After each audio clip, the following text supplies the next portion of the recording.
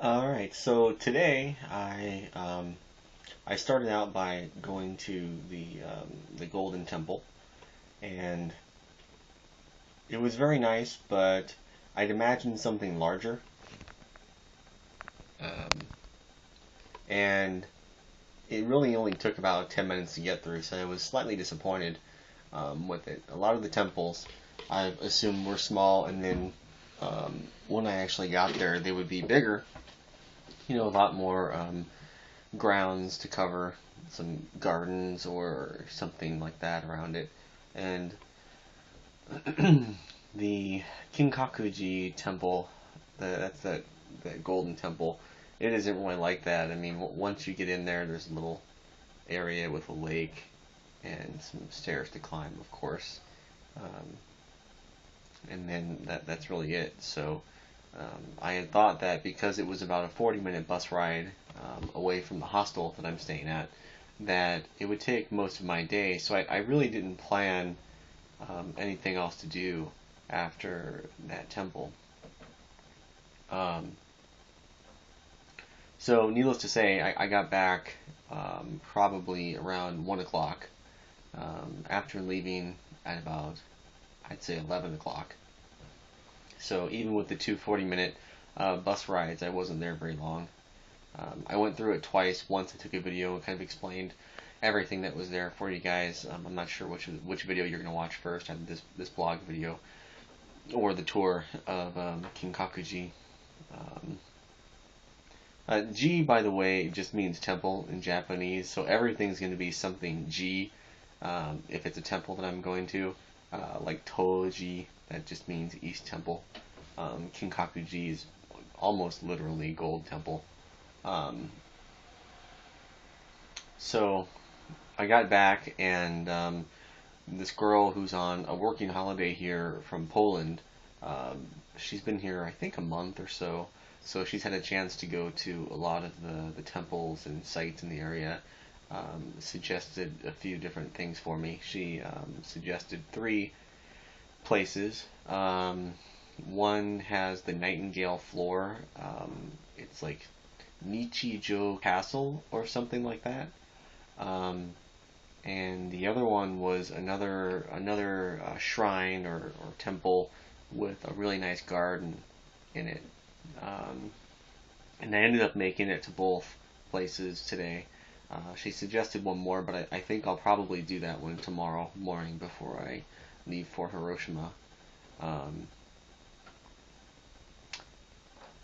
yeah, I think that the Nichijo shrine or castle was really cool. Um, the walls are pretty massive for Japanese standards, and there was a moat that went around it. I had a chance to walk through the castle, which a lot of these places you don't really get a chance to walk through, and when you do get a chance to walk through, you can't take any pictures or anything. And unfortunately, um, the picture rule held true with this particular castle. Um, but unless you really like art and architecture, you probably wouldn't have enjoyed the inside anyway.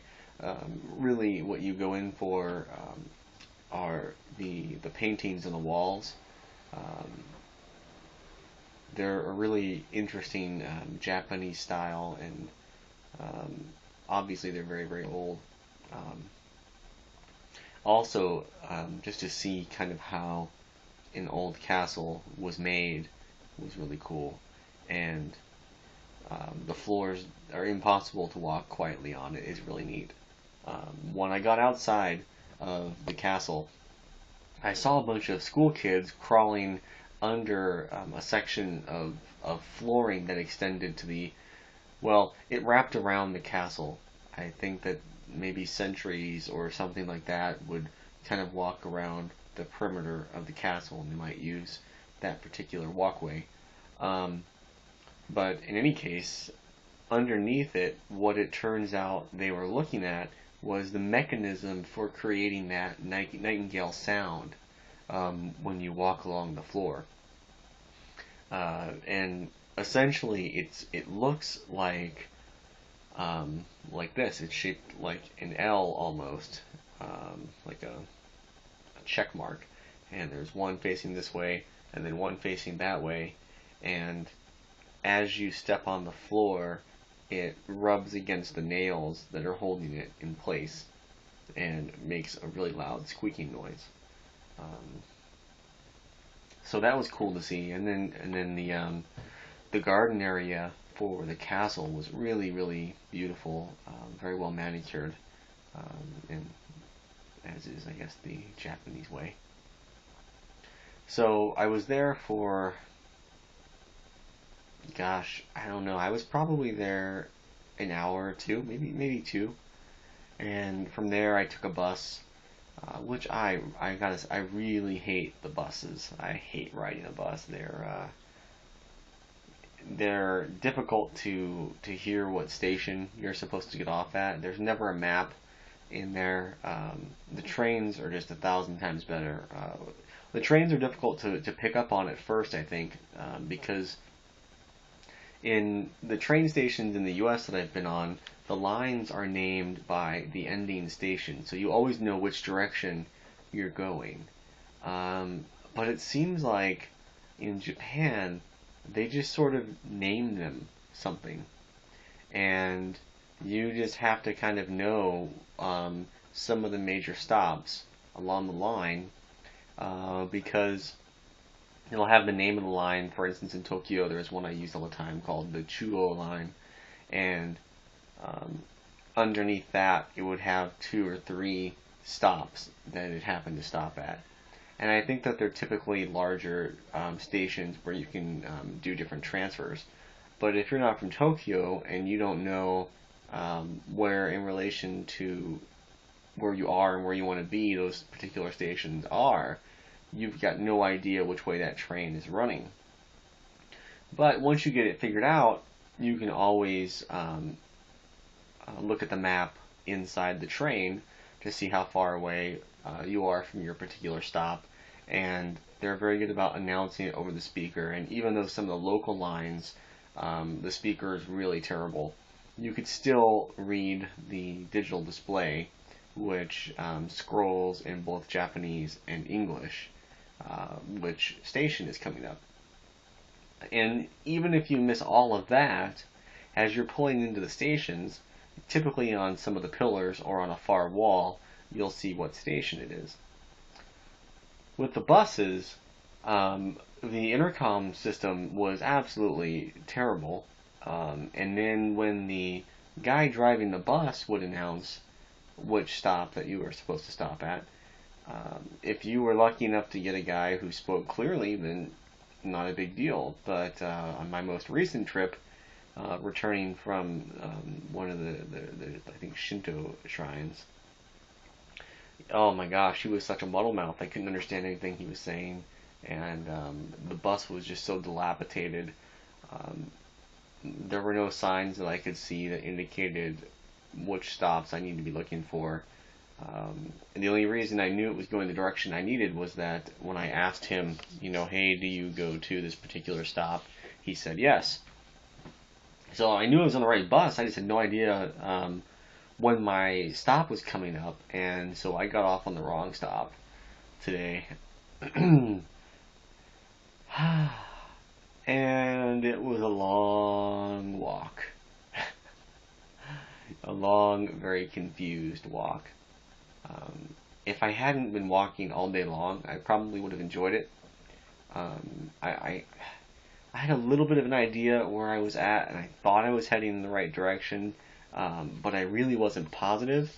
And after I hopped another bus and got off at the station I was supposed to, I could see that I was going the right direction, but it just would have taken me a really long time to walk.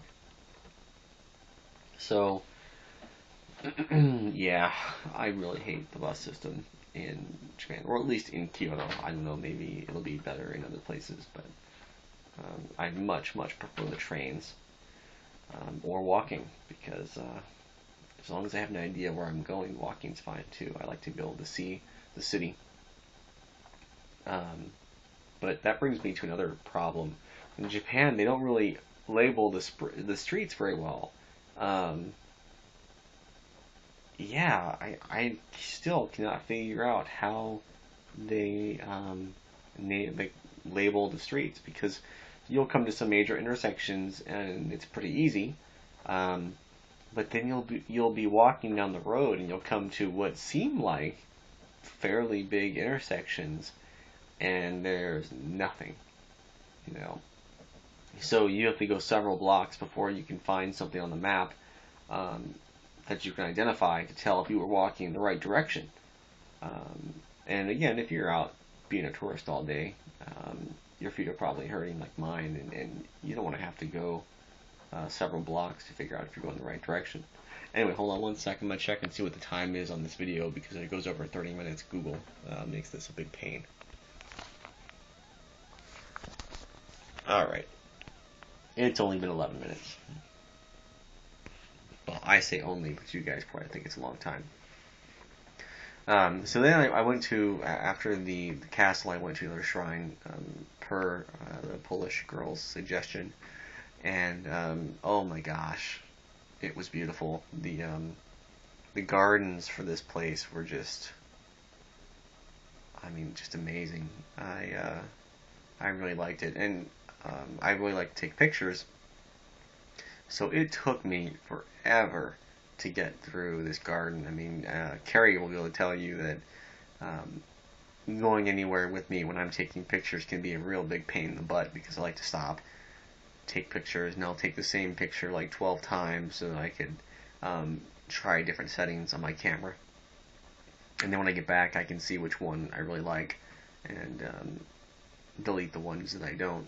Um, you guys aren't getting the benefit of my deleting the ones I don't like during the trip, because I just don't have the time to sort through them all before I put them out for you guys to look at. But at some point after I'm back from Japan, I'll go through all my photos and I'll get rid of the bad ones, and I'll probably make a Facebook album and just put all the good ones in the Facebook albums.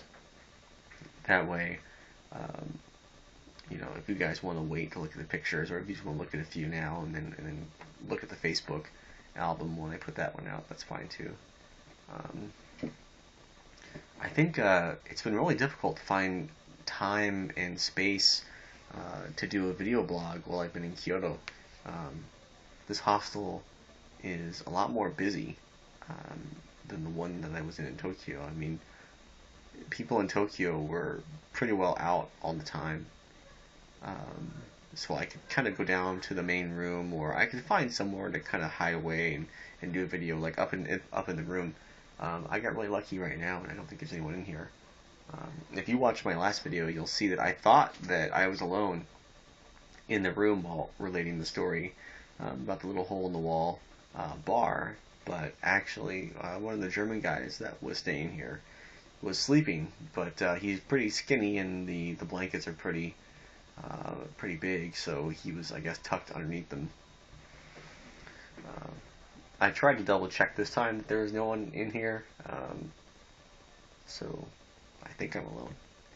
But anyway, like I said, it's been difficult to find somewhere to do these video blogs without disturbing someone, so that's why I've not really been able to do them on a daily basis. I don't recall if I did a real video blog about Nara and the Inari shrines yesterday, so I'm going to stop this one here and then record another section specifically about Nara and the Inari shrines. Talk to you guys later. Probably I'll be in Hiroshima the next time I do a video blog, unless I get an opportunity while riding the Shinkansen.